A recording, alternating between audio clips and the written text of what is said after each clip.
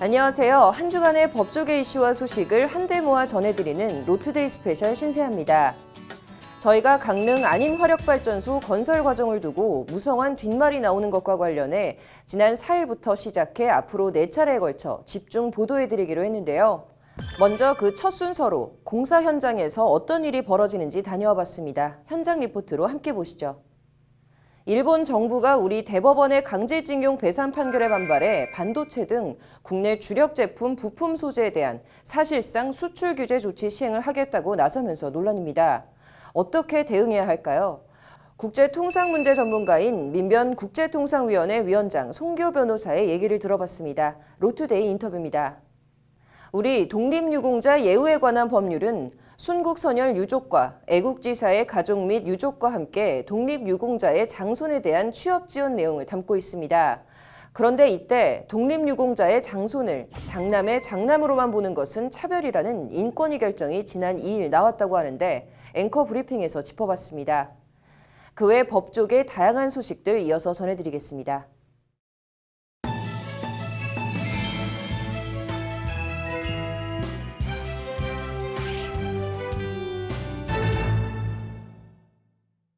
원자력 제로, 탈원전은 문재인 정부의 핵심 정책 과제 가운데 하나입니다. 명분을 떠나 탈원전을 하려면 전력 생산을 위한 대안이 있어야 할 텐데요. 관련해서 강원도 강릉에선 안인 화력발전소 건설 공사가 한창이라고 합니다. 그런데 이 안인 화력발전소 건설 공사를 두고 상당한 뒷말과 논란이 일고 있습니다. 저희 법률방송에선 화력발전소 관련한 보도를 4차례에 걸쳐 집중 보도해 드리겠습니다. 오늘은 그 첫 순서로 강릉 안인 화력발전소 공사 현장에서 어떤 일이 벌어지고 있는지 보여드리겠습니다. 신세아 기자가 현장을 취재했습니다. 정동진과 함께 동해안 해돋이로 유명한 아담한 안인 해수욕장을 품고 있는 강원도 강릉시 안인진입니다. 강릉에 숨겨진 비경으로 꼽히는 곳이지만 지금은 커다란 공사판이 됐습니다. 대형 포크레인을 실은 트레일러가 쉴 새 없이 오가고 가름막으로 시야를 차단했지만 한눈에 보기에도 여러 대의 타워 크레인하며 대형 공사가 진행 중임을 한눈에 알 수 있습니다.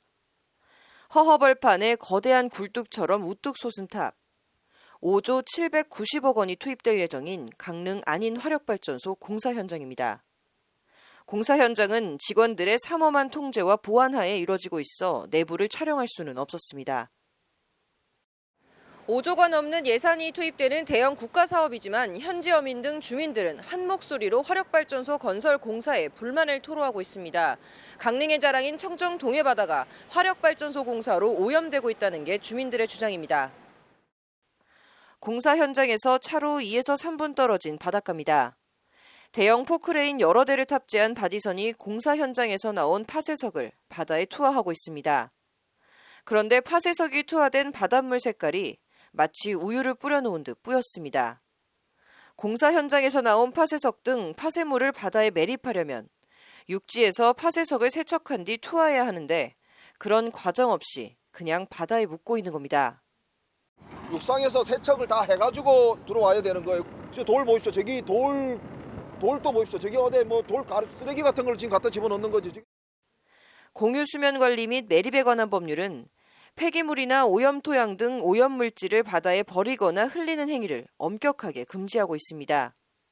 저희들은 그 돌을 사석이라고 표현을 하는데 일반적으로는 돌하고 그거 같이 집어넣는다 그런 말씀 같은데 그거는 잘못된 거죠.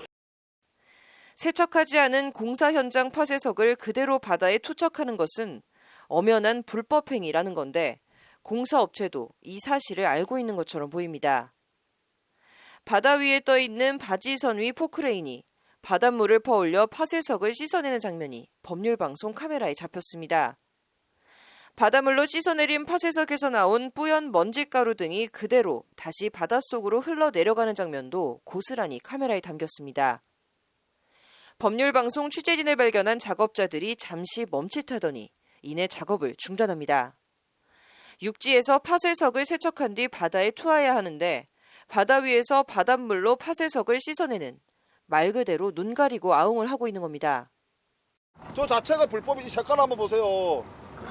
저렇게 해놓고 세척을 육상에서 3번 해가지고 온다는 거야. 다 거짓말 아니에요. 이 바다 색깔 한번 보세요. 저 먼지 아까 방금 해주신 포크에 물 퍼가지고. 법률방송은 시공사인 삼성물산 입장을 듣기 위해 여러 차례 연락을 시도했지만 삼성물산 측은 답변을 내놓지 않거나 담당자들은 연락 자체를 받지 않았습니다. 뭐 어디다가 말씀을 듣고 오셨는지 모르겠는데요. 홍보팀으로 문의해 주시죠. 개별적으로 답변을 할 수가 없습니다. 왜요? 눈앞에서 불법 행위가 자행되고 있는데 강릉시도 산자부도 그 어떤 정부 부처도 아무런 조사나 제재도 가하지 않고 있다는 것이 어민들의 주장입니다. 누구를, 무엇을 위한 화력발전소 건설이냐고 어민들은 묻고 있습니다. 법률방송 신세아입니다. 삼성물산이 강원도 강릉 안인 화력발전소 건설 공사를 하면서 파쇄석을 세척도 안 하고 바다에 불법 매립하고 있는 실태를 어제 저희 법률방송에서 고발해드렸는데요. 삼성물산의 난림 오염 공사는 이게 다가 아니었습니다. 해양 공사를 하면 반드시 설치해야 하는 오탁 방지막 설치도 부실한 것으로 법률방송 취재 결과 드러났습니다. 현장을 제가 다녀와 봤습니다. 강원도 강릉 안인 화력발전소 해양공사 현장입니다. 커다란 바지선에서 포크레인들이 세척도 안 한 파쇄석을 바다에 매립하고 있습니다. 파쇄석이 투기되는 바지선 주변의 물 빛깔은 마치 우유를 뿌려놓은 듯 혼탁합니다. 그런데 파쇄석을 투하고 있는 바지선 주위로 노란 부표 같은 것들이 둥둥 떠 있습니다. 해양공사 중 발생하는 이물질 등 오염물이 주변 바다로 퍼지는 것을 차단하기 위한 오탁 방지막입니다. 규정대로 하면 오탁 방지막을 2겹으로 설치해야 하지만 어디는 2겹, 어디는 1겹 제각각입니다. 그나마도 중간중간 오탁 방지막이 끊겨 있는 곳이 있어 오염물질 차단 역할을 제대로 할 수 있을지 의심이 듭니다. 더 이상한 건 오탁 방지막 부표 중간중간 띠 같은 것이 묶여져 있는 점입니다. 바닷속으로 펼쳐져 있어야 할 오탁 방지막이 정작 바닷속으로 내려져 있지 않고 바다 위에 그냥 떠 있기만 한 겁니다. 바다를 터전 삼아 살아가는 어민들은 삼성물산이 말 그대로 눈 가리고 아웅, 오탁 방지막을 설치한 신용만 하고 있다며 분통을 터뜨립니다. 이게 띠가 오늘 이 물이 북쪽으로 흘러요. 이 보이시죠? 이 돌이 이 색깔이 이 석회석 가루들이 저 경포 쪽으로 다 올라가는 거예요 이게. 저쪽으로 물결 따라 이 왔다 갔다 하거든. 지금 저도 요 살지만 이거 먹겠습니까? 요 나는 이거를 이 사람들 다 죽어요. 요 사람들. 바닷속으로 들어가 봤습니다. 바닷속에 펼쳐져 있어야 할 오탁 방지막이 묶여 있어 그냥 바다 위에 둥둥 떠 있기만 한 것이 한눈에 봐도 부실, 엉터리 오탁 방지막 설치임이 그대로 드러납니다. 그나마 오탁 방지막이 펼쳐져 있는 곳도 무게추가 설치돼 있지 않아 해류를 따라 펄럭거리며 찢어져 있어 오염물질 차단 역할이라는 본래의 기능을 할 수 없는 상태입니다. 무게추를 따라 제대로 설치된 오탁 방지막과 비교하면 삼성물산이 얼마나 날림으로 오탁 방지막을 설치했는지 한눈에 비교됩니다. 법률방송 취재가 시작되자 삼성물산 측이 부랴부랴 잠수부를 동원해 오탁 방지막 펼침 공사를 하는 장면도 고스란히 카메라에 잡혔습니다. 저렇게 다 묶어놓고 하는데 이게 무슨 제대로 해놓고 공사를 한다고 하면 이 자체가 불법 공사인데 참 어이가 없습니다. 그리고 강릉시 관광 미래가 어디 있습니까? 여기에 보면 이렇게 심각한데도. 일단 오탁 방지막 등 공사에 따른 해양오염 방지 대책을 마련해야 하는 건 1차적으로 시공사인 삼성물산 책임입니다. 공사하는 그쪽에 책임이 있는 거죠. 예를 들면 뭐 건물을 새로 리노베이션 할 때도 공사할 때 옆에 이제 막 이렇게 뭐 설치를 하잖아요. 뭐 먼지 같은 거 튀고 뭐 돌 같은 거 튀지 말라고 이렇게 방어막 같은 거 치는데, 그러니까 그 공사하는 사람들이 그 오토 방지막을 다 자기네가 다 설치를 하고 해야 되는데. 사정이 이런데도 관할 강릉시는 어민들이나 환경단체 등의 지적과 민원에도 무엇 때문인지 삼성물산의 부실 바다 오염 공사에 별다른 조치를 취하지 않고 있다고 합니다. 지금 보셨다시피 삼성물산에서 이제 불법으로 하고 있는 공사 부분에 대해서 강릉시에 행정처분을 요구하는 기자회견이나 뭐 성명서 발표 등 해서 적극적으로 행동을 펼쳐. 이렇게 불법 공사가 버젓이 자행되고 있음에도 강릉시에서는 별다른 행정 조치를 취하지 않고 있다는 게 현지 어민들의 주장입니다. 정말 시는 아무것도 몰라서 별다른 조치를 취하지 않고 있는 걸까요? 강릉시는 화력발전소 건설 공사는 산자부 소관이어서 강릉시 독자적으로 공사 중단 등 별다른 조치를 취할 수 없다며 책임을 산자부에 떠넘깁니다. 우리 해양수원가에서는 지금 산자부에다가 그 해역 이용 협의권에 대해서 조금 이행이 안 된 부분에 대해서 조치해달라고 지금 문서를 보낸 상태거든요. 우리가 그런 증거 사진을 같이 보냈거든요. 그거를 그래서 산자부에서 일단 먼저 판단해줘야 돼. 산자부의 진행 경과를 물어보니 관련 법규를 2회 이상 위반한 게 아니어서 조치를 취하지 않고 있다는 황당한 답변이 돌아옵니다. 2회 이상 위반하면 공사 중지를 명령할 수도 있더라고요, 보니까. 근데 지금 2회가 아니기 때문에 지금 현재 상태에서는 저희는 지금 애초부터 처음부터 불법 공사를 해와서 2회 이상 위반이 아니어서 공사 중지 등 처분을 하고 있지 않다는 황당한 답변입니다. 삼성물산 관계자는 법률방송에 거듭된 취재 요청에도 요지부동 아무 할 말이 없다는 답변만 되풀이했습니다. 드릴 말씀이 없는데요. 오탑 방지막 설치 관련해서 계속 허술하다는 민원이 제기가 되는데 그거 좀 어떤 입장인지 듣고 싶어서요. 삼성물산의 바다오염 공사가 계속되면서 청정 강릉 이미지가 훼손되며 사실상 유일한 수입원인 어업과 관광에 타격을 입고 있다는 것이 현지 주민들의 하소연입니다. 다시 한번 누구를, 무엇을 위한 화력발전소 건설 공사인지 되묻게 됩니다. 법률방송 신세아입니다. 일본 정부가 우리 대법원의 강제징용 배상 판결에 반발해 반도체나 스마트폰 등 국내 주력 제품, 부품 소재에 대한 사실상 수출 규제 조치 시행이 당장 내일로 다가왔습니다. 경제계는 물론 정치권도 발등에 불이 떨어졌는데 어떻게 대응해야 할까요?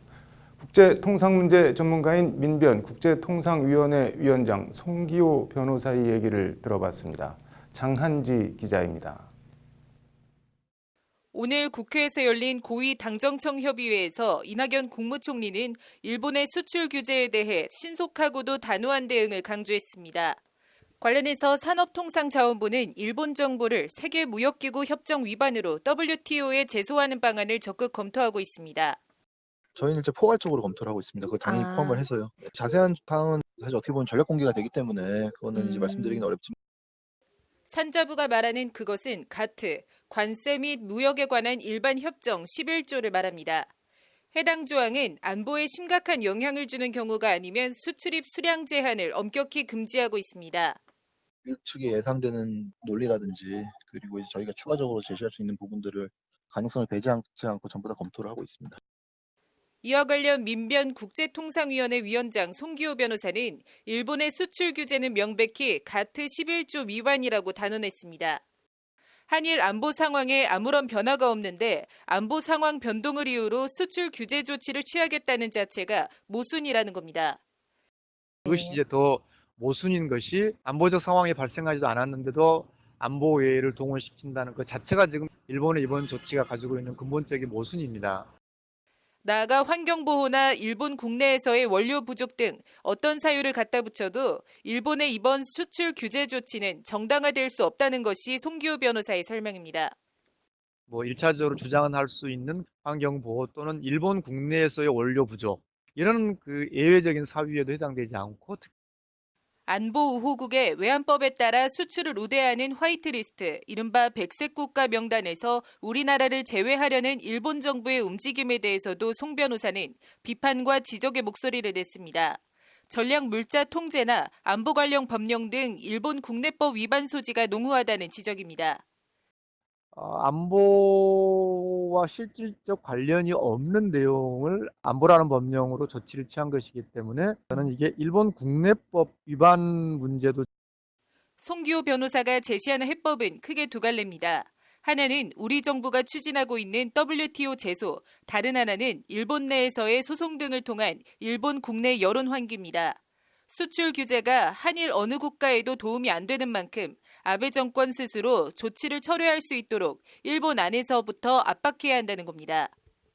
이것으로 인해서 이제 피해를 보는 일본 내부 기업들이 이 조치가 일본 법에도 맞지 않은 조치를 취한 결과 일본 기업들이 피해를 보는 부분에서는 일본 내부에서 이 문제에 대한 어떤 행정소송을 한다든지 그런 것도. 이런 가운데 아베 총리는 일본의 이번 조치가 WTO 규칙에 위배되지 않는다며 수출 규제 품목을 확대하는 방안을 검토하고 있습니다. 일본 국내 행정소송이나 WTO 제소를 통하면 승소하더라도 상당 기일 시간이 걸리는 만큼 정치적으로 풀어야 한다는 의견도 있습니다. 나아가 이번 사태를 계기로 주요 부품 수입 국가를 다변화하고 국내 부품 기업들의 자생력을 더 키워야 한다는 목소리도 함께 나오고 있습니다. 법률방송 장한지입니다. 우리 독립유공자 예우에 관한 법률은 순국 선열 유족, 애국지 사이 가족 및 유족과 함께 독립유공자의 장손에 대한 취업 지원 내용을 담고 있습니다. 그런데 이때 독립유공자의 장손을 장남의 장남으로만 보는 것은 차별이라는 인권위 결정이 나왔습니다. 앵커 브리핑입니다. 인권위 차별 시정 결정문에 따르면 진정인 A씨는 아버지의 외할아버지가 독립운동가였다고 합니다. 살짝 복잡한데 A씨 아버지의 외할아버지는 슬하에 아들 둘, 딸 둘, 이남 이녀를 두었습니다. 두 아들은 6.25 때 북한으로 갔고 딸 가운데 한 명은 일본 국적을 취득했습니다. 쉽게 말해 독립운동가의 딸 한 명만 대한민국 국적을 가지고 있는 겁니다. 이 딸이 진정인 A씨 아버지의 어머니, A씨한테는 할머니가 되는 겁니다. 그런데 A씨 아버지의 어머니, 그러니까 A씨의 할머니가 딸이라는 이유로 A씨 아버지가 독립유공자 장손 지위를 인정받지 못하자 인권위에 진정을 내기에 이른 겁니다. 자신이 독립운동가의 유일한 한국인 자녀인 만큼 독립유공자 예우에 관한 법률에 따라 취업 지원 혜택을 받을 자격이 있다는 취지의 진정입니다. 이에 대해 국가보훈처는 장손은 사전적 의미와 사회적 관습에 근거하여 장남의 장남으로 봐야 한다는 입장을 인권위에 밝혔습니다. 국무총리 행정심판위원회 재결례 등에 따르면 장손은 호주 승계인을 대체하는 개념으로서 장남의 장남을 의미한다는 것이 보훈처 주장입니다. 관련해서 헌재는 이미 지난 2005년 호주제에 대해 헌법 불합치 결정을 내린 바 있습니다. 호주제는 가족 내에서 남성의 우월적 지위, 여성의 종속적 지위라는 전례적 여성상에 뿌리박은 차별로서 성역할 고정관념에 기초한 차별에 지나지 않는다.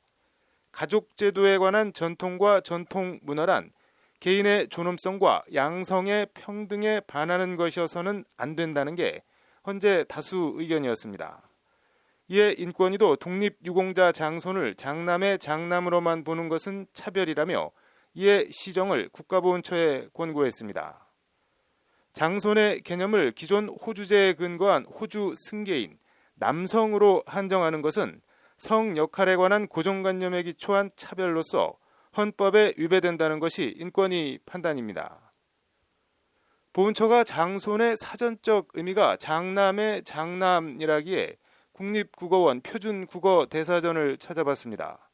장손, 한 집안에서 마지가 되는 후손이라고 되어 있습니다. 마지는 여러 형제자매 가운데서 제일 손 위인 사람, 첫째라고 되어 있습니다.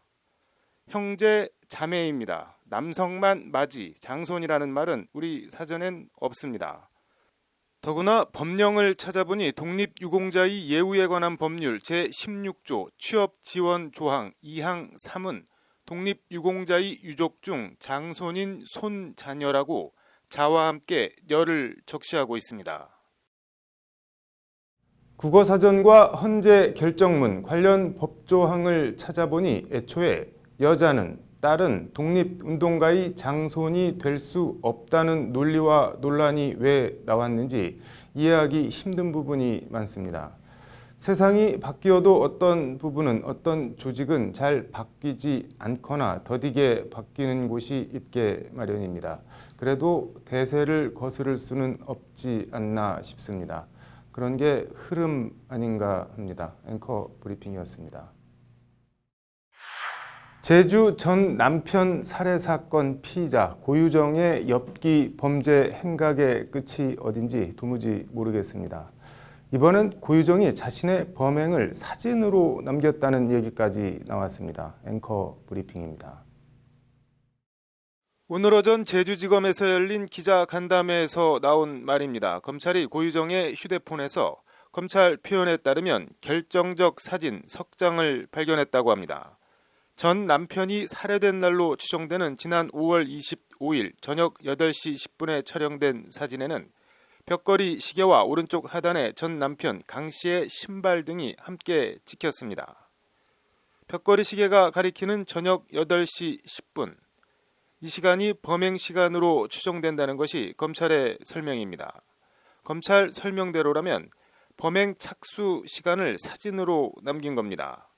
또 다른 사진에는 싱크대 위에 햇반과 카레라이스를 다 먹고 난 빈 그릇, 수면제 졸피뎀을 넣었던 분홍색 파우치가 놓여 있습니다. 졸피뎀은 고유정이 전 남편을 기절시키는 데 쓴 것으로 추정되는 수면제로 범행 수단을 사진으로 찍어 남긴 겁니다.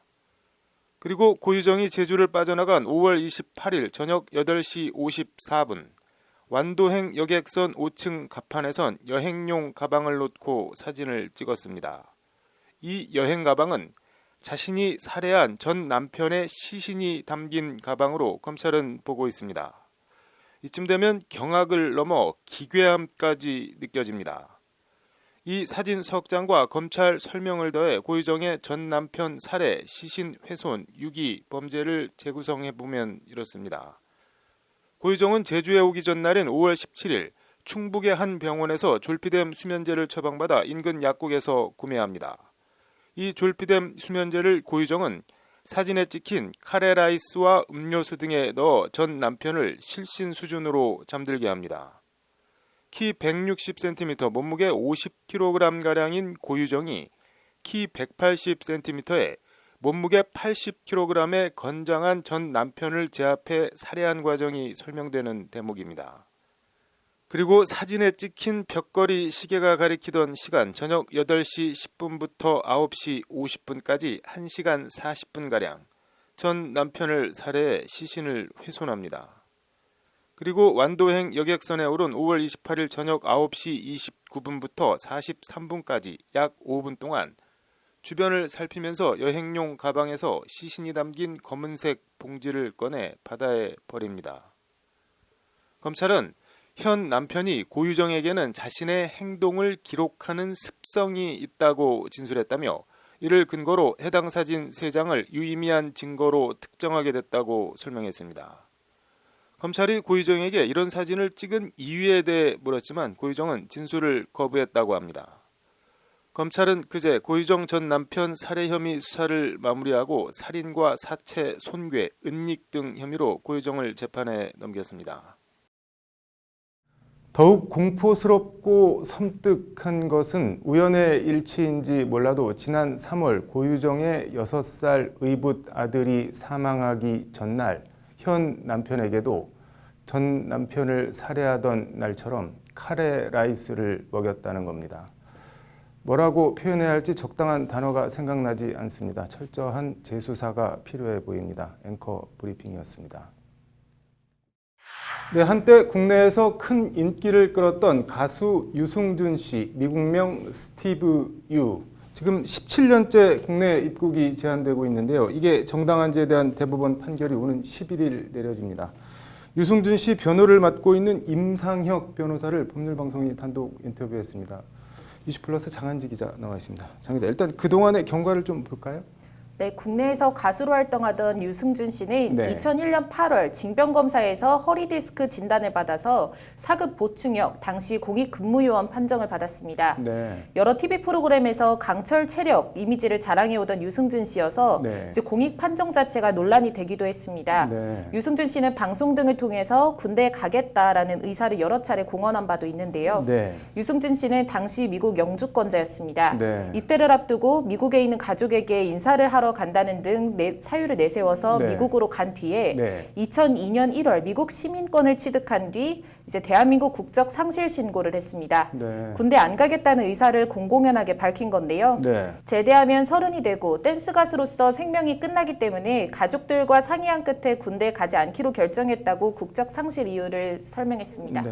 뭐 당시 파장이랑 비난이 엄청났던 걸로 기억하는데요. 네, 배신자, 매국노 등의 비난이 엄청나게 쏟아졌는데요. 네. 이에 병무청은 법무부에 유승준 씨의 국내 입국을 금지해달라고 신청을 했습니다. 네. 그리고 법무부는 이 신청을 받아들여서 유 씨에 대해서 입국 금지 조치를 내렸습니다. 네. 출입국 관리법이 정한 대한민국의 이익이나 공공의 안전을 해하는 행동을 할 염려가 있다고 인정할 만한 이유가 있는 자에 해당한다는 것이 법무부가 밝힌 입국 금지 사유였습니다. 네. 뭐 유승준 씨가 이에 불복해서 소송을 냈던 것으로 기억하는데 1, 2심에서 졌죠.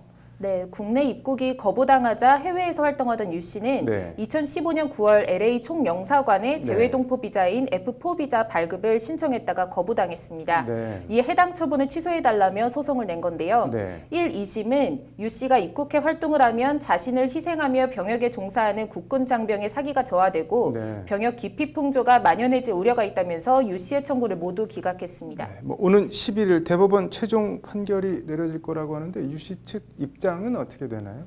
네, 유승준 씨 측은 대법 판결을 앞두고서 네. 혹시라도 언론 플레이를 한다는 등의 비난을 자초할까 봐 극도로 조심스러운 태도를 보이고 있습니다. 네. 유 씨 변호를 맡고 있는 임상혁 변호사와 통화를 했는데 네. 임 변호사는 조심스럽게 법률 방송에 입장을 밝혔습니다. 네. 유 씨 측 주장은 크게 세 갈래입니다. 네. 하나는 유승준 씨가 출입국 당국이 입국 금지 사유로 삼은 공공의 이익이나 이제 안전을 해야 하는 자에 해당하는지의 자체에 대해서 문제를 삼은 건데요. 네. 해당 조항은 범죄자나 테러리스트 등의 국내 입국을 차단하기 위한 조항인데 여기에 네. 해당하냐는 겁니다. 네. 본인의 선택으로 군대를 안 간 게 팬들한테 도덕적으로 비난을 받을 수 있는 사안이라고 해도 네. 이것을 법적으로 그것도 입국 제한 17년이 된 지금까지도 제한한다는 게 과연 타당하냐는 겁니다. 네. 직접 들어보시죠. 네. 현재의 상태 이거에 대해서 좀 더 고려를 해줬어야 되지 않나. 그러니까 지금 벌써 그 일이 있고 나서 거의 17년이 지금 지난 상태에서 유승준 씨가 입국한다고 해서 과연 현재의 사회에 병역 의무를 다하지 못하는 사회적 풍조를 과연 해칠 우려가 있냐. 처음에 처분을 내렸을 때 17년 전하고 지금하고 그 상태의 비교가 더 필요하지 않나. 뭐 세 가지라고 했는데 다른 이유들은 뭘 더 들었나요?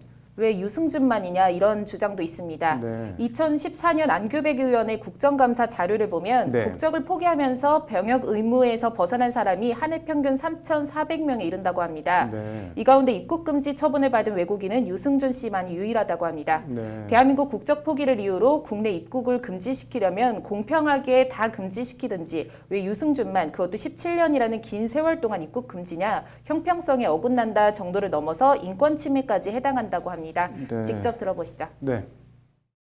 개인으로서는 자기가 태어나서 중학교 때까지 살았던 그런 게 그럼 앞으로도 평생 동안 들어오지 말라는 얘기인데 개인에 가해지는 그 가혹함이 우리 사회가 허용할 수가 없는 정도의 상태이냐. 뭐 마지막 이유로는 뭘 들고 있나요? 유승준 씨의 국내 입국 금지가 실익이 없다는 겁니다. 네. 지금 유승준 씨가 한국에 들어온다고 해도 예전처럼 가수나 방송인으로서의 인기를 얻을 수 있겠냐. 그리고 설령 일부 팬이 생기더라도 그것은 그것대로 용인하면 되고 이것을 입국 자체를 막을 사유로 삼을 수 있겠냐 이런 주장입니다. 네. 한마디로 17년 입국 금지 시켰으면 이제 해도 너무했다 그만하자 이런 내용입니다. 네. 직접 들어보시죠. 네. 어차피 유승준 씨는 네. 그쪽으로 아이콘화돼 있기 때문에 뭘 하든 거기에 대한 비난에 따라 붙을 것이고 무조건 입국 금지만 해야 된다. 이런 것은 어떻게 보면 합리적인 선택이 아니고 그냥 단순하게 분풀이 아닌가 하는. 병무청 반응은 나온 게 있나요? 네, 병무청의 입장을 들어보니까 네. 절대 불가 입장이 확고합니다. 네. 나갈 땐 마음대로 나갔고 또 나가서 마음대로 한국 국적을 버리고 미국 국적을 취득한 것은 본인 자유일지 모르지만 네. 한국에 입국할 생각은 꿈도 꾸지 마라, 이런 강경한 입장입니다. 네. 직접 들어보시죠. 네. 일반 국민은 그런 말을 할 이유도 없고 그걸 누가 관심을 갖는 사람도 없잖아요. 자기가 미국 국적을 취득하든 뭐 프랑스 국적을 취득하든. 근데 이 경우에는 본인이 그렇게 했기 때문에 문제가 됐던 거예요. 정치인든 공인든 자기가 한 행위나 말한 거에 대한 책임이 따르니까. 병무청 관계자는 유승준 씨를 네. 스티브 유, 그 사람이라고 부르는 등 철저히 타자화해서 대한민국 입국은 절대 안 된다고 거듭 목소리를 높였습니다. 네. 뭐 유승준 씨 변호인 말을 들어보면 법적으로 아주 억지는 또 아닌 것 같은데 국민 정서와 법리, 대법원이 어떤 판단을 내릴지 궁금하네요. 오늘 잘 들었습니다. 네, 법률구조공단 사용 설명서. 오늘은 이혼 뒤 양육비 지급 얘기해 보겠습니다. 신세아 기자 나와 있습니다. 신 기자, 오늘은 뭐 어떤 사연인가요? 네, 슬아의 딸 3명을 둔 어느 부부 얘긴데요. 네. 이 부부가 지난 2014년 3월에 협의 이혼을 했습니다. 네. 네, 딸 셋은 이제 모두 엄마인 최모 씨가 키우고요. 또 아버지 남모 씨는 자녀 한 명당 매달 50만 원씩 이제 양육비를 지급하기로 했었습니다. 네. 근데 뭐가 문제였나요? 양육비를 안 준 건가요?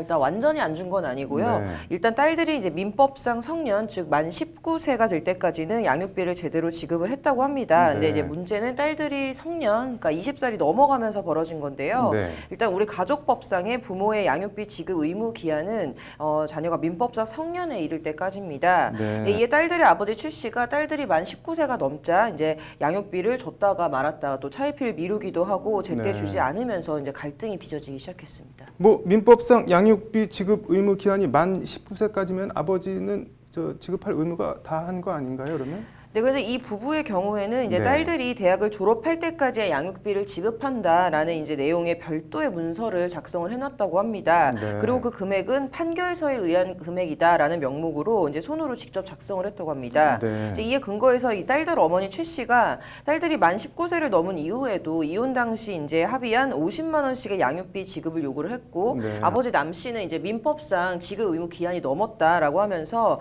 이제 양육비 지급을 거부를 하면서 문제가 생겨나게 된 건데요. 네. 이제 이에 최 씨는 이혼할 당시 그 작성했던 별도의 문서를 이제 가지고서 네. 대한법률구조공단 대전지부에 도움을 요청해서 소송을 네. 제기한 겁니다. 뭐 소송은 그래서 어떻게 진행이 됐나요? 예, 공단은 이제 가족법에 따른 가사소송이 아닌 이제 네. 채무를 이행하라는 민사소송을 냈습니다. 네. 그래서 이 아버지 남 씨 측은 재판에서 양육비 다툼인데 왜 네. 이제 민사소송을 제기했냐, 이거는 관할 위반이다라는 이제 반박에 나선 건데요. 네. 그러니까 즉 절차상 이제 하자를 지적을 하면서 네. 내용적으로는 이제 가족법에 따라서 성년이 된 자녀들에 대한 이 양육비 지급 의무는 존재하지 않는다. 네. 그래서 오히려 이제 성년이 된 후에 지급했던 양육비까지 내가 다시 되돌려받아야 되는 거 아니냐라는 식의 이제 주장을 했습니다. 네. 그래서 공단은 이에 맞서서 협의 이혼 당시에 그 별도의 양육비 지급 약정서를 이제 작성한 만큼 네. 민법상 이제 딸들이 성년이 됐더라도 양육비 지급 의무는 존재한다, 이렇게 주장을 한 겁니다. 뭐 법원 판결이 어떻게 나왔나요? 일단 1심은 공단의 손을 들어줬습니다. 네. 일단 딸들 아버지의 그 재판 관할 위반 주장에 대해서는 금전 지급 소송이기 때문에 이제 민사 소송이 가능하다라고 이제 아버지 주장을 기각을 했고요. 네. 또 내용적으로도 약정서에 기재된 문헌의 객관적인 의미, 또 그것이 작성된 동기와 경위 등 여러 사정을 종합하면 원고의 주장이 타당하다, 이렇게 판단을 했습니다. 네. 그래서 애초 작성한 이 약정서대로 딸들이 이제 대학을 졸업할 때까지 주기로 했던 그 양육비 지급해야 된다, 이런 판결을 내렸고요. 네. 아버지 남 씨는 이제 이에 불복을 해서 항소를 했습니다. 뭐 항소심 판결도 나왔나요? 네, 항소심도 일단 1심과 같이 원고 승소로 판결을 했는데요. 네. 다만 이제 항소심 재판부는 네. 딸들이 대학을 졸업할 때까지라는 문구가 조금 네. 이제 기간이 불명확한 만큼 네. 이제 2020년 2월까지라고 지급 기한을 지정을 해서 지급을 네. 해라라고 판결을 했습니다. 네. 그래서 무한정 지급을 할 수는 없지만 이제 정상적으로라면 딸들이 이제 대학을 졸업할 때까지는 애초 약속했던 대로 양육비를 줘라라는 취지의 판결입니다. 네. 네, 만 19세가 넘어서 민법상 성인이 됐더라도 이제 네. 대학을 졸업할 때까지 부모에게 학자금을 의지할 수밖에 없는 이런 현실을 반영한 판결이 아니냐라는 게 이번 소송을 수행한 이기호 변호사의 설명입니다. 네, 뭐 능력이 안 돼서 못 주는 경우라면 몰라도 원래 주기로 했으면서 19살 넘었으니까 못 주겠다. 이건 좀 아닌 것 같네요. 오늘 잘 들었습니다. 다음 주 월요일 국회에서는 윤석열 검찰총장 후보자에 대한 국회 인사청문회가 열립니다. 관련해서 오늘 법률방송 잠자는 법안을 깨워라는 인사청문회 관련한 법안들을 소개해드립니다. 장한지 기자입니다. 국회 인사청문회 제도는 김대중 정부 시절인 지난 2000년 6월 처음 도입됐습니다. 대통령의 제왕적 인사 전횡을 방지하고 깨끗하면서도 능력 있는 검증된 인사들을 뽑기 위한 취지였습니다. 그러나 이런 취지와 달리 국회 인사청문회는 한쪽에선 부실 검증, 다른 한쪽에선 과도한 인신공격과 신상털기에만 급급하다는 비판을 끊임없이 받아왔습니다. 문재인 대통령도 이런 인사청문회의 부작용과 그에 따른 인물난을 직접적으로 토로했습니다.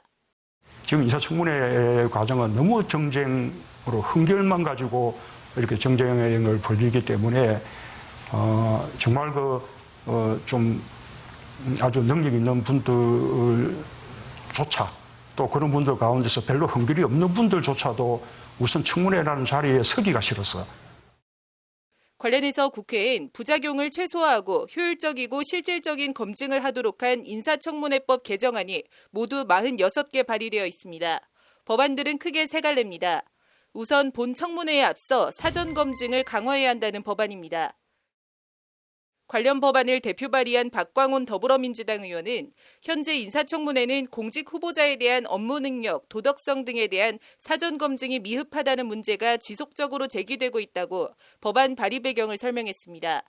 국회 임명동의안을 제출하기 전에 충분한 사전 검증 절차를 거치도록 해 인사청문회 실효성을 높이는 한편 공직 후보자에 대한 인사청문회가 과도한 신상털기나 여야 정쟁의 장으로 전락하는 걸 막아보자는 취지의 법안입니다. 이와 관련 미국의 경우 청문회 전 FBI 신원조사에서부터 본 청문회까지 사전 조사 기간이 통상 3개월 걸릴 정도로 사전 검증에 공을 들이고 있습니다. 통상적으로는 그냥 12주에 14주라고 보통 알려져 있어요. 사람들은 사안에 따라서 제일 꼼꼼하게 하는 거 역시 대법관이에요. 그러니까 우리로 치면은 지금 헌재 재판관도 마찬가지 포함이 되겠죠. 이런 사람들에 대해서는 굉장히 제일 꼼꼼하게 하죠. 다른 한 축은 인사청문회 기간 연장입니다. 국회에서 하루 반짝하고 마는 청문회가 아니라 청문 기한을 연장해 실질적인 검증이 이루어지고 청문회 종료 이후에도 충분한 숙려 기간을 둬서 부적격 인사 임명을 걸러내자는 취지입니다. 능력과 정책을 중심으로 사실은 검증해 나가면서 본래 취지를 할 수 있는 거죠. 여야간에. 마지막은 도덕성과 능력 및 자질 검증을 이원화하자는 법안들이 다수 발의되어 있습니다. 후보자 개인적인 가족사 등 도덕성 검증은 비공개로 능력 및 비전, 자질 등은 공개 청문회로 진행해 장관 등 공직 후보자가 인사청문회 과정에서 만신창이가 되고 결과적으로 능력 있는 인사들이 공직 후보가 되는 것을 꺼리는 부작용을 막아보자는 취지의 법안입니다. 그러면 도덕성 검증하고 자질 검증을 따로따로 하자. 그리고 도덕성 검증에 있어서 위법이나 불법적인 사항이 아니면 우리가 지금 성인을 뽑는 게 아니잖아요. 인사청문회라는 게 우리가 지금 무슨 예수님이나 석가모니를 지금 우리가 뽑는 거 아니잖아요. 보여주기나 신상털기, 여야의 힘겨루기 전장이 아닌 깨끗하고 능력 있는 국민의 공복을 뽑을 수 있는 인사청문회가 될 수 있도록 관련 법안 정비가 필요해 보입니다. 법률방송 장한지입니다. 한국은행 팀장급 간부가 남편이 있는 유부녀와 바람을 피웠습니다. 개인적인 일인데 징계를 해야 하는지, 한다면 어느 정도의 징계가 적당한 걸까요? 판결로 보는 세상입니다. 한국은행 팀장급 간부 A씨는 2016년 6월부터 2017년 1월까지 유부녀 B씨와 불륜 관계를 맺었다고 합니다. 두 사람은 한국은행이 제공한 관사에서도 성관계를 가졌다고 합니다. 불륜 사실을 알게 된 B씨의 남편은 일단 A씨를 상대로 위자료 지급 소송을 내서 이겼습니다. 하지만 A씨가 자신의 아내에게 돈을 주고 성관계를 했다며 B씨의 남편이 A씨를 상대로 성매매법 위반으로 고소한 사건에 대해선 불기소 처분이 내려졌습니다. 한국은행이 A씨에게 제공한 관사와 휴대폰을 제대로 관리하지 못해 불륜이 벌어졌다며 B씨 남편이 한국은행을 상대로 낸 손해배상 소송 또한 패소했습니다. 그런데 이런 소송 사실들이 언론을 통해 알려지면서 불똥이 한국은행으로 튀었습니다. 2017년 10월 국회 국정감사에서 직원들 관리가 부실하다는 질타와 함께 재발 방지 대책 마련 등 질책성 질의를 받은 겁니다. 이에 한국은행은 국감 이후 팀장급이던 A씨를 팀원으로 발령냈고 이듬해 10월에는 징계 절차를 밟아 면직 처분을 내렸습니다. 공무원 신분에서 잘린 겁니다. 이에 A씨는 한국은행을 상대로 면직 처분이 무효임을 확인해달라는 소송을 냈습니다. 재판에서 A씨는 팀장에서 팀원 강등 처분을 받았는데 다시 면직 처분을 내린 건 이중 징계로 일사부재리 원칙에 어긋나 무효라고 주장했습니다. 이와 함께 A씨는 사내 성희롱 적발의 경우에도 감봉 또는 정직에 그쳤는데 어떻게 보면 사생활 영역에 불과한 불륜을 사유로 한 면직 처분은 형평성에 어긋난다고도 주장했습니다. 절차상으로도 하자가 있고 내용적으로도 징계 재량권을 남용한 부당 징계라는 주장입니다. 하지만 1심 법원인 서울중앙지법 민사합의 48부는 A씨 주장을 모두 기각하고 원고 패소로 판결했습니다. 법원은 일단 A씨의 절차상 하자 주장에 대해선 팀장에서 팀원 강등은 한국은행 징계 처분에 포함돼 있지 않아 징계가 아니라며 강등 뒤 면직 처분이 일사부재리 원칙에 어긋나지 않는다고 판단했습니다. 면직은 과하다는 A씨 주장에 대해서도 법원은 사회 통념상 고용관계를 계속할 수 없는 경우에 해당한다고 판단했습니다. 원고의 부정행위는 언론보도 등으로 세간에 알려졌고 한국은행은 국정감사에서 질책을 받는 등 사회적 평가 내지 명예가 현저히 훼손됐다. 원고의 부정행위로 둘 사이의 신뢰관계는 회복할 수 없을 정도에 이르렀으므로 면직 처분은 적법하다는 것이 재판부 판단입니다. 어떻게 보면 불륜 자체가 아니라 언론을 통해 불륜이 알려진 게 그래서 한국은행이 국회 국감에서 난감한 일을 당했으니 면직이 적법하다는 판결로 읽혀지기도 합니다.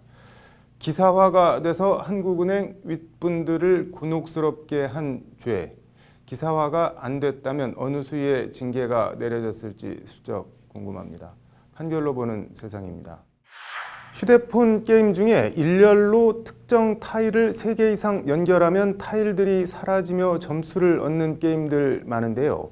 타일 모양이나 캐릭터들만 다르지 게임 규칙은 대동소이한데 이 게임을 애초 만든 사람이 있을 텐데 저작권이 어떻게 될까요? 판결로 보는 세상입니다.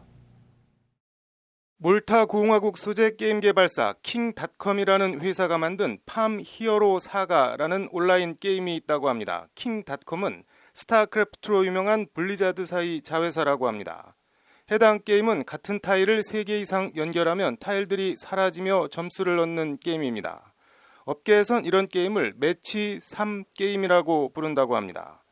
타일만 다르지 원리는 똑같은 홍콩 회사가 만든 포레스트 매니아라는 게임도 있다고 합니다.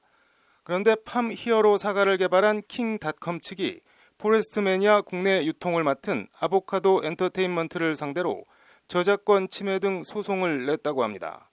재판에선 게임 규칙이나 시나리오를 단순한 아이디어로 볼 것인지 독창적인 저작물로 볼 것인지 여부가 쟁점이 됐습니다. 우리 법원은 그동안 게임 규칙이나 시나리오 등은 단순한 아이디어에 불과해 이를 따라하더라도 저작권 침해가 성립하지 않는다고 판단해왔습니다. 이에 1심은 게임 규칙은 저작권 보호 대상에 해당하지 않는다며 저작권 침해에 대해선 원고 패소로 판결했습니다.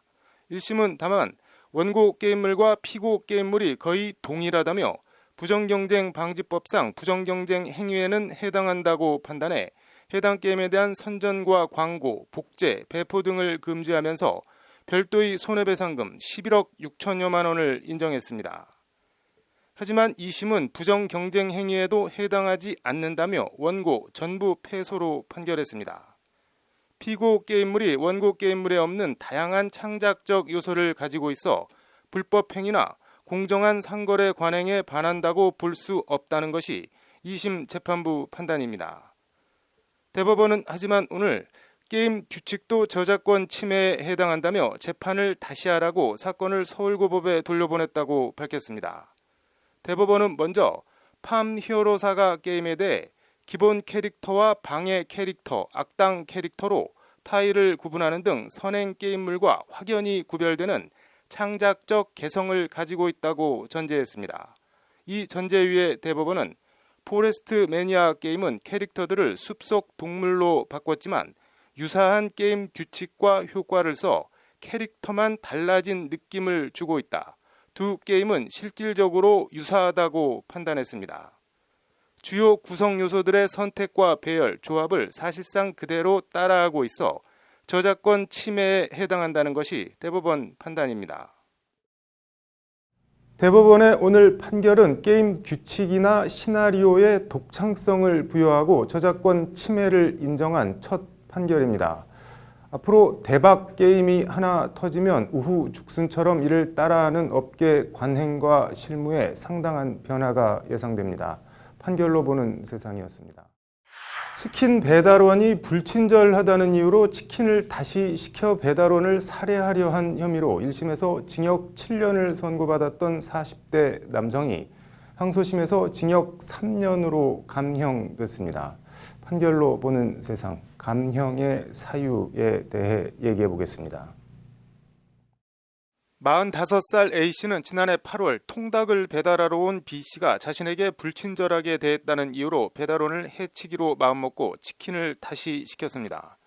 B씨를 콕 집어서 치킨을 배달해달라고 가게에 주문해놓고 A씨는 미리 준비한 흉기를 B씨에게 휘두르기 시작했습니다. A씨의 공격에 배달원은 목에 상처를 입었고 흉기를 피하는 과정에 굴러 넘어지며 다리뼈가 부러지는 등의 중상을 입었습니다. A씨는 재판에서 정신질환을 앓아 심신미약 상태였다고 주장했지만 1심은 A씨 주장이 이유 없다며 징역 7년을 선고했습니다.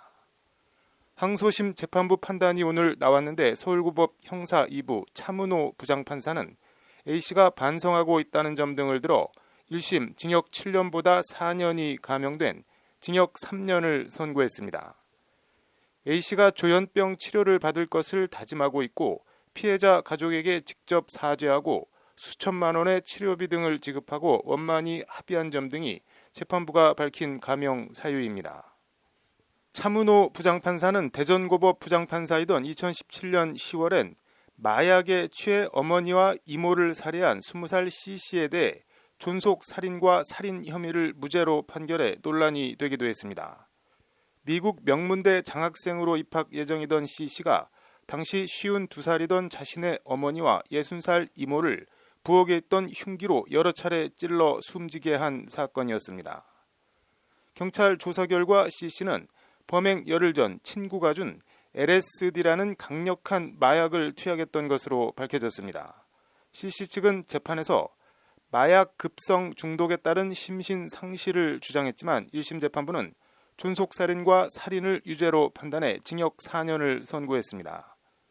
하지만 항소심을 맡은 차문호 부장판사는 심신상실을 인정해 존속살인과 살인에 대해선 무죄를 선고하고 마약류 관리법 위반만 유죄로 판단해 징역 2년과 치료감호를 선고했습니다. LSD 복용에 따라 피해망상, 환각 등 정신병적 증상이 나타났고 이후 열흘 동안 적절한 치료 없이 방치돼 범행 당시 그 증상이 극도로 악화한 것으로 보인다. 피고인이 제정신이 된 후 줄곧 자신의 잘못을 인정하며 자책하고 있다는 것이 존속살인, 살인 무죄에 대한 차문호 부장판사의 판단과 양형 사유였습니다. 당시 이 판결은 마약이 무슨 살인 면허냐는 식의 거센 비판과 논란에 직면한 바 있습니다. 차문호 부장판사, 이름이 상당히 낯이 익습니다. 다름 아닌 우병우 전 민정수석과 김경수 경남지사 항소심 재판을 맡고 있는 부장판사입니다. 2007년과 2008년 양승태 대법관 전속재판연구관으로 근무한 경력이 있고 양승태 대법원장 시절 사법행정권 남용 관련해 이름이 거론되기도 했습니다.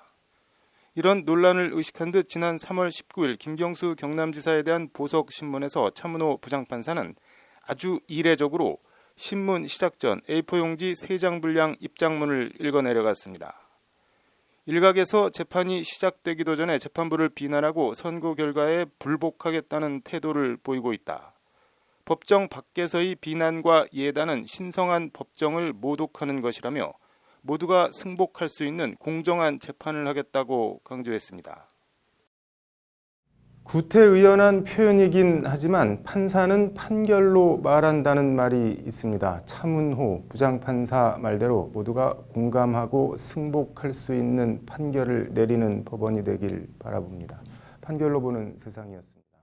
거버넌스, 어디서 들어보긴 들어본 말인 것 같은데 정확히 어떤 뜻인지는 또 잘 모르겠습니다. 드레싱하면 뭔가 옷 관련한 것인가 생각이 들기도 하고 불임은 또 무슨 뜻인지 잘 짐작이 안 됩니다. 이 말들은 다른 곳도 아니고 우리 법전에 나오는 말들인데요. 도대체 왜 이런 외국어들이 법전에 들어가 있는 걸까요? 법률 용어 이제는 바꾸자. 김태현 기자의 보도입니다. 영화 국제시장의 한 장면입니다. 뭔가 좀 에그조틱하고 아브노멀한 그런 패브릭을 찾고 있어요. 디자이너 고 앙드레김을 패러디한 장면인데 시장 상인으로 나오는 배우 라미란의 반응이 재미있습니다. 배브릭. 아이고 좋다. 아브노멀.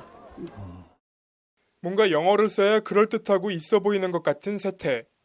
영화 국제시장의 무대가 됐던 수십 년 전 그저 영화의 한 장면으로만 치부할 수도 없는 게 엄연한 현실입니다. 당장 우리 법전에도 이런 식의 외국어 남발을 어렵지 않게 찾아볼 수 있습니다. 국회의원들이 발의해놓은 법안들을 찾아볼 수 있는 의안정보 시스템에서 무작위로 거버넌스라는 단어를 넣어봤습니다. 자원봉사활동 기본법, 외국인 이주민 지원에 관한 법률, 군인의 지위 및 복무에 관한 기본법, 고등교육법 등 분야와 종류를 가리지 않고 거버넌스라는 말이 남발되고 있습니다. 시민들은 대체로 어디서 들어보긴 들어본 것 같은데 정확히 무슨 뜻인지는 잘 모르겠다는 반응입니다. 거버넌스는 정부, 정치 용어, 뉴스에서 이런 거 많이 본 것 같고. 거버넌스는 그나마 양호 한 편에 속합니다. 농어촌 등 보건의료를 위한 특별조치법 시행규칙, 고막체온계 신장체중계, 드레싱카, 국민건강보호법 시행규칙, 장애인 보장구에 대한 보험급여 기준, 종아리 또는 발목 관절의 안정을 위해 플라스틱형 브림을 사용한 체중부하용 보조기, 드레싱카, 영어만 놓고 보면 의상차라는 뜻이 되는데 법안에서 도무지 무슨 뜻으로 썼는지 알 수가 없습니다. 브림을 사용한 체중부하용 보조기는 더욱더 그 뜻이 짐작조차 어렵습니다. 혹시 이 단어들 무슨 뜻인지 아실까요? 아니요. 한 번도 못 들어보신 단어인가요? 네. 일단 드레싱은 의학용어로 상처 소독을 뜻하고 브림은 원래 모자챙이나 컵의 테두리를 뜻하는데 법전에서도 테두리라는 뜻으로 쓰이고 있습니다. 거버넌스는 관리체계 정도의 뜻으로 통용됩니다. 라디오나 버스처럼 대체할 한국말이 없는 외래어도 아닌 단순 외국어가 우리 법전에서 남발되고 있는 겁니다. 의원입법 통해 가지고요 막 집어넣는 경우들이 있거든요. 의원 발의가 되면 아무래도 오히려 이제 그게 좀 더 뭔가 현재 추세나 뭐 트렌드에 맞다 이렇게 생각을 하셔서 그런 건지. 법제처 관계자의 표현대로 아무 외국어나 외국어를 우리 법전에 막 집어넣는 현실. 꼭 의미도 불분명한 영어를 써야 국회의원과 국가의 품격이 올라가는 것일까요? 바꿔야 합니다. 법률방송 법률용어 이제는 바꾸자. 김태현입니다. 2019년도 어느새 하반기에 접어들었습니다. 하반기에 새로 시행되는 법안들이 상당히 많습니다. 어떤 것들이 달라지는지 오늘부터 새로 시행되는 법령들을 소개해드립니다. 카드로 읽는 법조 장한지 기자입니다. 이른바 신림동 강간미수 CCTV가 많은 사람들을 경악시키며 공분을 자아낸 가운데 앞으로 성범죄자는 택배나 배달 업무에 종사할 수 없게 됩니다. 강력범죄 전과자에 대해 소비자와 직접 대면을 제한하는 내용의 화물자동차 운수사업법 개정안이 오늘부터 시행됩니다. 배달업 취업이 제한되는 범죄는 특가법상 살인과 강도, 강간, 성추행, 마약 등 재범률이 높은 흉악범죄가 대상입니다. 화물자동차 운수사업법 개정안은 화물자동차 최고속도 제한장치를 무단으로 해체할 경우 운송사업 허가와 자격 취소까지 할 수 있도록 한 내용도 같은 날 더불어 시행됩니다. 작업과 납품 시간에 쫓겨 음성적으로 행해지고 있는 최고속도 제한장치 해체를 막아 대형 사고를 미연에 방지하자는 취지의 법안입니다. 오는 16일부터는 직장 내 괴롭힘 개념을 명시하고 이를 금지한 이른바 양진호 방지법이 시행됩니다. 법안은 사용자뿐만 아니라 같은 근로자끼리도 직장 내 직위를 이용해 신체적, 정신적 고통을 줄 수 없도록 하는 내용을 골자로 하고 있습니다. 이를 위반해 직장 내 괴롭힘이 자행될 경우 당사자뿐 아니라 누구든지 사업주에 신고가 가능하도록 했고 사업주는 피해자 보호 등 적절한 조치를 취해야 합니다. 더불어 직장 내 괴롭힘이나 신고를 이유로 왕따나 인사보복 등 불이익을 주는 행위가 엄격히 금지됩니다. 이를 위반하면 최대 징역 3년까지 처해집니다. 오는 16일엔 또 가출 소녀에 대한 성착취 가중처벌을 골자로 하는 아동 청소년의 성보호에 관한 법률 개정안이 시행됩니다. 현재 안처법은 13세 미만 아동 청소년에 대한 성범죄만 형법상 처벌보다 가중해서 처벌하고 있는데 이 연령을 16세 미만까지로 높였습니다. 가출 소녀 등의 궁박한 처지를 이용한 성범죄를 단호히 처벌하기 위한 취지의 법령입니다.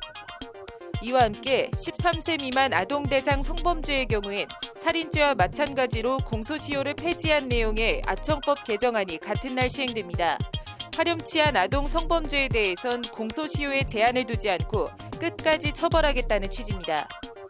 그 밖에 만연한 채용 비리를 근절하기 위해 채용 청탁이나 강요 금지 조항을 콕 집어 신설한 채용 절차법 개정안이 오는 17일부터 시행됩니다.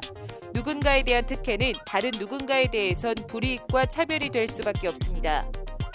채용절차법 개정안은 또 구직자 직계 존 비속에 학력, 직업 등 직무와 관계없는 정보를 묻지 못하도록 한 이른바 아버지 뭐하시노 금지법도 함께 담겨 있습니다. 흑수저 차별금지법과 아버지 뭐하시노 금지법이 안착되길 기대합니다. 그 밖에 근로장려금, 실업급여 지급 확대, 일자리 안정자금 지원 요건 개선, 고교 무상교육 단계적 실시, 소방시설 주변 주정차 과태료 2배로 인상 등 하반기 새로 시행되는 법령은 모두 234개에 이릅니다. 알면 도움, 모르면 손해. 올 하반기 새로 시행되는 법령은 법제처 홈페이지에서 확인할 수 있습니다. 법률방송 카드로 있는 법조 장한지입니다.